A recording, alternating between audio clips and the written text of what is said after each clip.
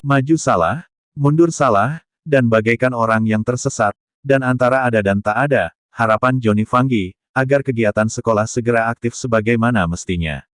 Kepala Sekolah SMA Negeri 11 Kupang, Johnny Fanggi, kepada channel News Daring di ruang kerjanya, hari Sabtu, tanggal 23 September tahun 2021, mengatakan bahwa, sebelum melakukan pertemuan tatap muka pihaknya meyakinkan diri bahwa sudah terbentuknya herd immunity di lingkungan sekolah SMA Negeri 11. Hampir 2 tahun ini pendidikan mengalami learning loss, dan keaktifan siswa dalam mengikuti pendidikan jarak jauh. Kemungkinan besar partisipasi siswa-siswi hanya 10% saja, kata Kepsek SMA Negeri 11. Selanjutnya ikuti perbincangan kami selengkapnya di sini. Tetapi jangan lupa dukung channel kesayangan Anda dengan tekan subscribe, like, komentar, bagikan dan nyalakan lonceng notifikasinya, biar Anda dapat melihat video-video terbaru dari kami.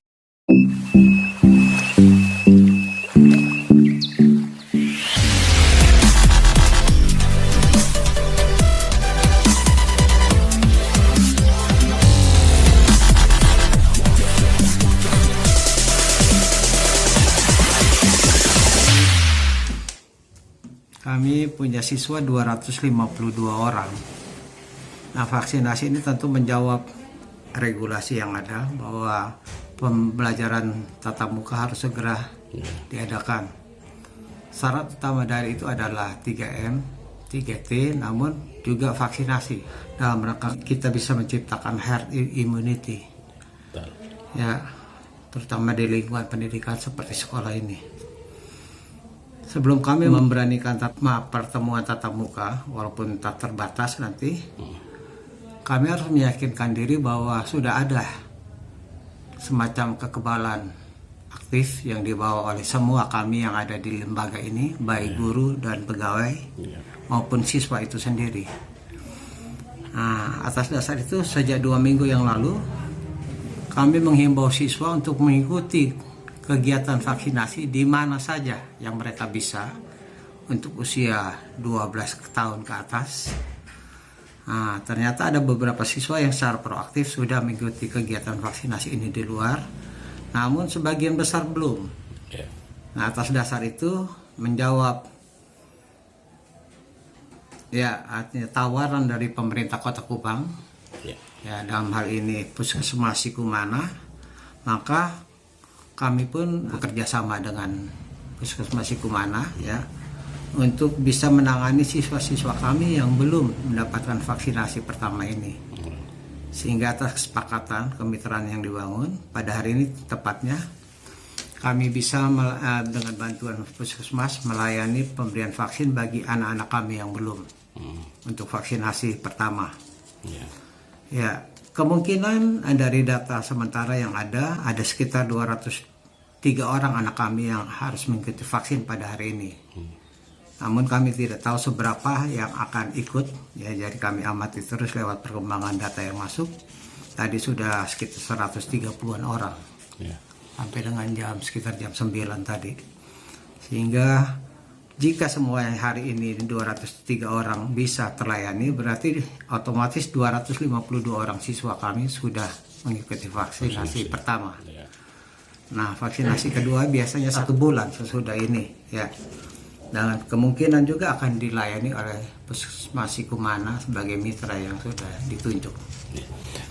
Dengan terlaksananya vaksinasi kepada semua siswa di SMA 11, maka sistem pembelajaran kan ada 2 ya, sistem silang dengan sistem shift-shiftan. Bapak memilih sistem pembelajaran yang mana?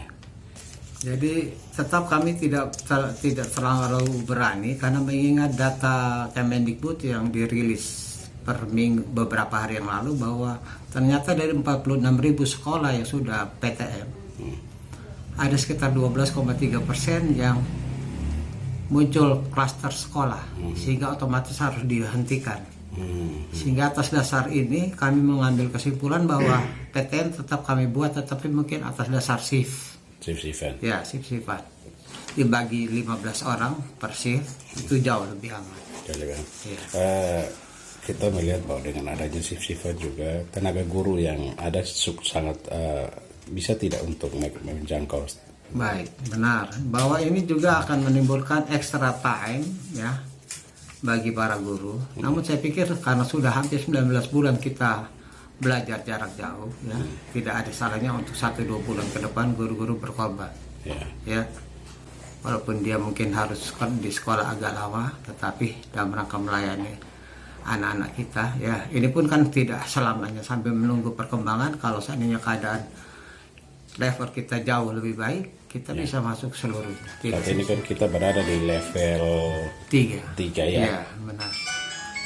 Jadi kita melihat bahwa di level 3 ini Kota Kupang masih belum terlalu nyaman. Iya, betul. Nah, tetapi karena ini tuntutan aturan, maka semua sekolah wajib melakukan PTM. Ya.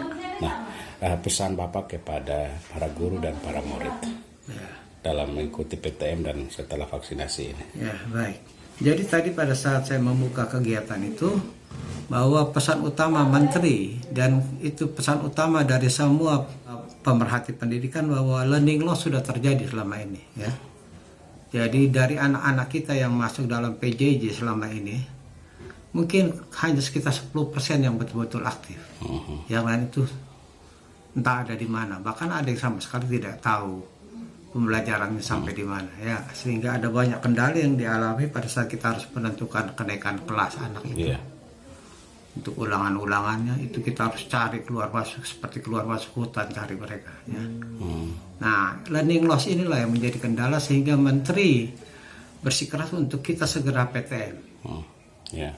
Nah, jadi pesan saya tadi pada anak-anak bahwa setelah vaksinasi ini anak-anak semua wajib untuk ikut PTM walaupun secara sisifan wajib. Kalau tidak kami ambil tindakan keras. Supaya jangan lagi ada learning loss dulu. Untuk kita meyakinkan bahwa learning loss bisa kita potong. Dilihat keaktifan melalui absen apa Pak? Mereka aktif tidak keseluruhan? Ya kalau kita selama ini juga kan kita hanya percaya pada para guru. Walaupun saya juga secara pribadi lewat Android yang ada ini, Android sekolah, di dalamnya berisi grup WA semua kelompok yang ada. Saya mengontrol semua pembelajaran lewat grup WA. Tetapi ini pun hanya alat yang saya tidak bisa memastikan. Kalau kadang-kadang saya masuk istilahnya uji kebenarannya, saya telepon anak 1-2 anak. Ada yang bisa ngomong benar, ada juga yang kelihatannya karena dia sendiri tidak aktif. Iya, dia tidak tahu ya. Dia tidak tahu. Ini. Nah, dengan demikian bahwa harapan Bapak itu semua siswa harus PTM, apapun alasannya. Apapun alasannya, itu syarat utama. Apalagi nanti minggu kedua Oktober ini kita sudah masuk dalam mid semester. Semester ya.